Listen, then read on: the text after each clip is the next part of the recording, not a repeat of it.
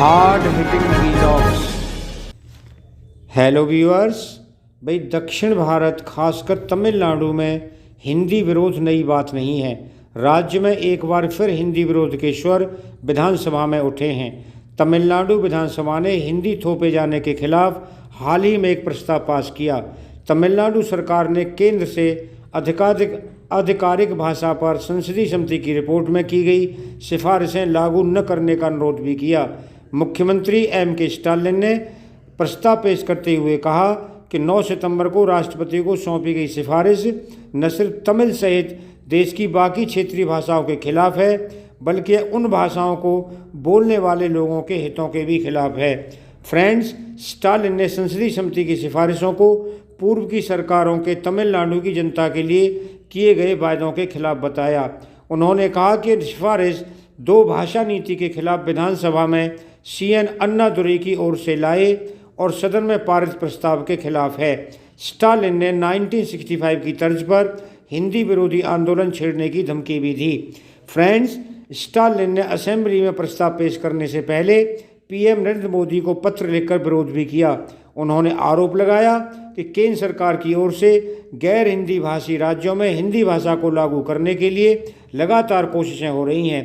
Viewers, Stalin का कहना था कि रिपोर्ट में एक सिफारिश ये भी है कि केंद्रीय विद्यालयों सहित सभी तकनीकी, गैर तकनीकी संस्थानों और केंद्र सरकार के सभी संस्थानों में हिंदी को शिक्षा का माध्यम बनाया जाएगा। उन्होंने इस कोशिश को संविधान के संघीय सिद्धांतों के खिलाफ बताया। साथ ही इसे देश के बहुभाषी ताने बाने को नुकसान पहुंचाने वाला भी बताया। फ्रेंड्स, गृह मंत्रालय के तहत राजभाषा पर बनी संसदीय समिति ने अपनी 11वीं रिपोर्ट में कई अहम सिफारिशें की हैं।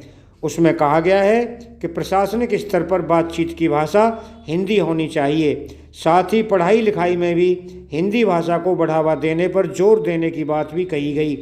हिंदी को संयुक्त राष्ट्र की आधिकारिक भाषा बताने की दिशा में भी कोशिश किए जाने की बात कही गई है। फ्रेंड्स, तमिलनाडु में हिंदी विरोध का इतिहास भारत की आज़ादी से पहले का है। पहली बार वहाँ हिंदी को अनिवार्य बनाने की कोशिश मद्रास प्रेसिडेंसी के प्रीमियर सी राजगोपालाचारी के समय में 1937 में हुई थी। उनकी सरकार ने मद्रास प्रेसिडेंसी के स्कूलों में हिंदी को दूसरी भाषा के तौर पर अनिवार्य करने का फैसला किया था। हिंदी को जबरदस्ती थोपने को लेकर पेरियार के नाम से मशहूर EB रामास्वामी के नेतृत्व में वहाँ विरोध शुरू हुआ। फ्रेंड्स, लगभग 2 साल के आंदोलन के बाद अंग्रेज सरकार ने इस फैसले को वापस लेते हुए हिंदी को वैकल्पिक भाषा बना दिया। दूसरी बार हिंदी को लेकर तमिलनाडु में 60 के दशक में विरोध उस समय शुरू हुआ जब खबर सामने आई कि आधिकारिक भाषा के तौर पर हिंदी अंग्रेजी की जगह लेगी। इसके बाद वहाँ ऐसा राजनीतिक विरोध हुआ जो लंबा चला और जिसमें कई जानें भी गईं। स्टालिन ने इसी विरोध का जिक्र करते हुए आंदोलन की धमकी दी थी। फ्रेंड्स, आखिर ये विरोध क्यों हो रहा है? तमिलनाडु में हिंदी विरोध के पीछे एक वजह अस्मिता से जुड़ा मुद्दा भी है।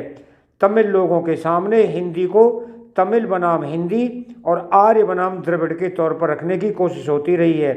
तमिल लोगों के लिए उनकी भाषा सिर्फ संवाद का माध्यम भर नहीं है, बल्कि एक ऐसी भाषा का प्रतीक है जो संस्कृत जितनी ही प्राचीन है। यह भाषा उन्हें के समृद्ध इतिहास, परंपरा और संस्कृति से जुड़ी है। तमिल भाषी मानते हैं कि तमिल संस्कृति से भी प्राचीन भाषा है। अपनी भाषा को लेकर यहाँ के लोग बेहद संवेदनशील हैं। ऐसे में हिंदी की अनिवार्यता में उन्हें अपनी द्रविड़ीयन पहचान खोने का खतरा नजर आता है। फ्रेंड्स, एक इसके लिए राजनीतिक वजह भी है। तमिल लोगों को लगता है कि इसके जरिए पूरे देश में एक जैसी संस्कृति बनाने की कोशिश हो रही है। इसके अलावा हिंदी विरोध के पीछे का कारण राजनीतिक भी नजर आता है। तमिलनाडु के सियासी दलों को लगता है कि हिंदी के सहारे BJP अपने लिए यहाँ राजनीतिक जमीन बनाने की कोशिश कर रही है। सूबे के तमाम सियासी दल हिंदी को अपने अस्तित्व के लिए एक खतरे के तौर पर देख रहे हैं और इसीलिए उसका लगातार विरोध साउथ के राज्यों में हो रहा है। फ्रेंड्स, अगर आपको वीडियो पसंद आया हो तो आप चैनल को सब्सक्राइब करें, वीडियो को लाइक करें, ज़्यादा से ज़्यादा शेयर करें। आप लोगों का बहुत बहुत धन्यवाद। Thank you very much.